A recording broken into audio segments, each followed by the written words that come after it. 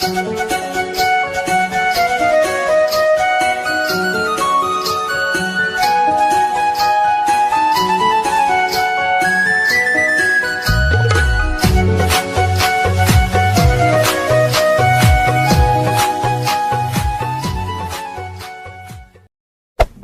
there.